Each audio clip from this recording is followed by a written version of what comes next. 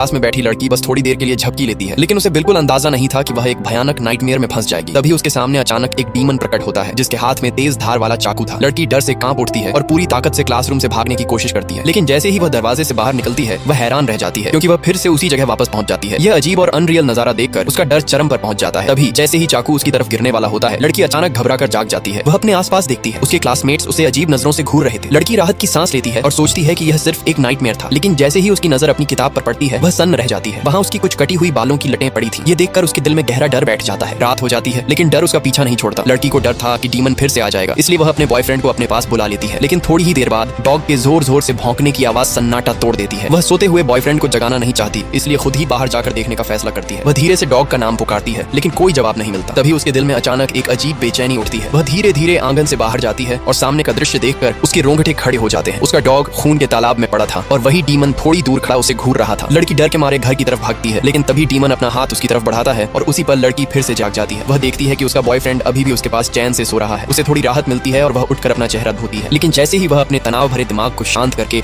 दोबारा सोने की कोशिश करती है, उसका बॉयफ्रेंड अचानक घबराकर उसका नाम पुकारने लगता है। वह उसे जगाने की कोशिश करता है, मगर लड़की जैसे किसी अनदेखी ताकत के कब्जे में आ चुकी थी। वह दर्दनाक चीखें मारने लगती है और उसका शरीर बेकाबू होकर जोर जोर से कांपने लगता है। फिर अचानक उसका शरीर हवा में तैरने लगता है। वह हवा में घूमती रहती है, एक के बाद एक कई चक्कर लगाती है और फिर अचानक तेजी से ऊपर उड़कर छत से जा टकराती है। आखिर में उसकी मौत हो जाती है। अब बताओ, क्या तुम अभी भी क्लास में सोने की हिम्मत करोगे?